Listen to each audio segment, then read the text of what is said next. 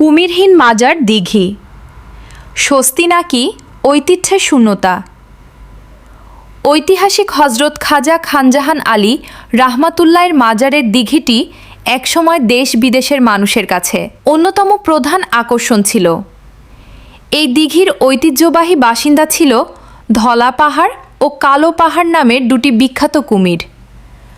কয়েক বছর আগে ধলা পাহাড় মারা যাওয়ার পর একা হয়ে পড়ে কালো পাহাড়। কিছুদিন আগে দিঘির ঘাটে ঘটে যাওয়া একটি অনাকাঙ্ক্ষিত দুর্ঘটনার পর সাধারণ মানুষের নিরাপত্তার স্বার্থে বন বিভাগ কালো পাহাড় নামের শেষ কুমিরটিকে উদ্ধার করে খুলনায় নিয়ে যায়। এরপর থেকেই মূলত পাল্টে গেছে চিরচেনা সেই দিঘির চিত্র। একসময় যেখানে দিনরাত হাজার হাজার দর্শনার্থীর কোলাহল আর ভিড় লেগে থাকত, কুমির চলে যাওয়ার পর আজ তা যেন এক নীরব ও লোকশূন্য প্রান্তরে পরিণত হয়েছে।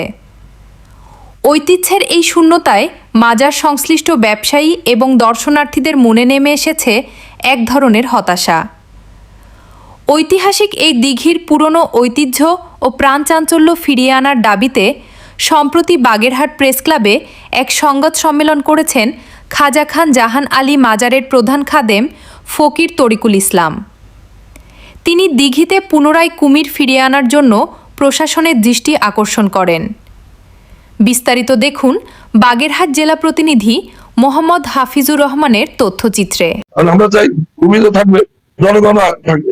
কুমিরটা যদি আমরা সরাই ঐতিহ্যের অংশ এটা বাগেরহাটের ঐতিহ্যের সাথে জড়িত।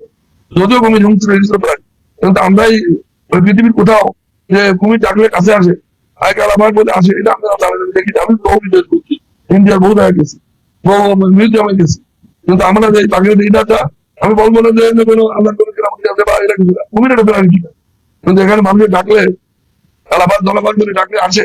এই যে এর মধ্যে নিশ্চয়ই আমলের থেকে একটা ট্র্যাডিশন গড়ে উঠছে। এই যে ট্র্যাডিশন, এই কারণে যে ইতিহাস আমাদের জেলা পরিষদের প্রশাসন তার হিসাবে কথা উনি অস্থির আছে এবং সেভাবে ব্যাপারে পজিটিভ, এবং আমাকে গতকাল গিয়েছে জানাইছে যে প্রশাসনকে এই ক্ষমতা কে দিচ্ছে, বিষয় চিন্তার অংশ কমিটি দিয়ে দেওয়ার এই ক্ষমতা তো দিচ্ছেন নাই। এটা হাজার হাজার বছর ধরে, মানে শত বছর ধরে এখানে একটা ঐতিহ্য ইতিহাস চলবে। জেলা প্রশাসন তাৎক্ষণিকভাবে এই ক্ষমতা তার নাই, মানে গভর্নমেন্টের আরো বিশালভাবে সমাজের পরিকল্পনা করেছে, তার হিসাবে অঙ্গ করেছে। ফরিদ ভাই আমাদের এলাকার মন্ত্রী, উনি বন পরিবেশ মন্ত্রী, উনিও সংশ্লিষ্ট।